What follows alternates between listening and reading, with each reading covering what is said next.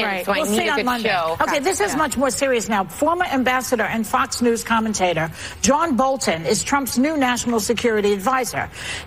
This man has called for preemptive strikes on North Korea and Iran for the nuclear programs. Okay, well, this is what I say. You know, just because these countries have nuclear weapons doesn't mean that they're going to use them. Because Pakistan has them, India has them, China, Russia. I mean, what is going on with this guy? I find him to be dangerous, and it's put me into a state of anxiety today, frankly. Ambassador John Bolton used to be the ambassador to the United Nations. He's more than qualified. He's just a deeply hawkish man. He makes me look less hawkish, and I think I'm one of the most hawkish people on television. I will say that he understands global foreign policy possibly better than anyone else that's served so far. He is not, apparently, Mad Dog Mattis is not a fan of his, and there's already like internal strife right now. But I love Ambassador John Bolton, and I don't think there's anything to fear. He understands the American Conservative, which is, I guess, a magazine or a website. Yes.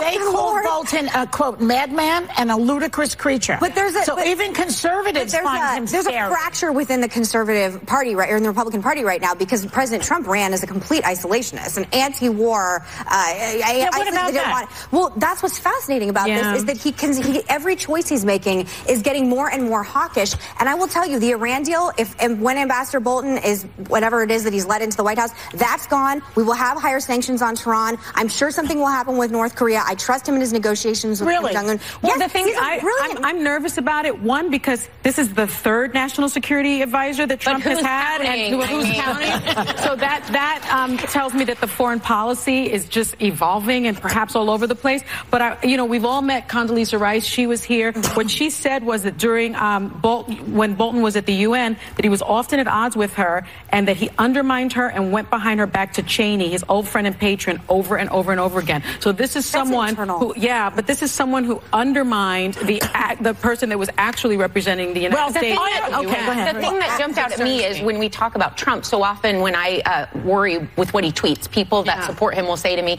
it's just big talk, this is his strategy.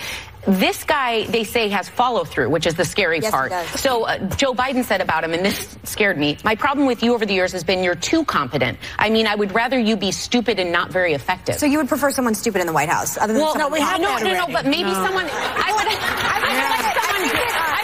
someone that is, there's something to be said for someone that's blowing smoke and tweeting crazy but not following through. Someone smart with competence scares me more. All right, before we go, I want to say something before we go. I am relying on the base to turn on him for this, because to turn on Trump for putting Bolton in there, because Trump ran on a non-interventionist platform. These people who voted for him thought that there would not be more wars for their kids to go to, not that there would be more wars. Joy, I don't know why there's like hostility towards me. I'm not saying it to you. I'm talking to him. She thinks you talk to some of the people. I love John. Listen, people like me are thrilled. What you're saying is not inaccurate, though, because people like me are thrilled. I'm a total foreign policy. Yes, I love Ambassador John Bolton. He's even more hawkish than I am. But do you think we should bomb North Korea first? I trust him a lot more than I trust Rex Tillerson handling everything going forward with Korea. Yes, 1,000%. Okay, so it's bomb first, then diplomacy? Oh, come on, Joy. Well, that's what we're talking about. That is not what we're talking about. We're talking about aggression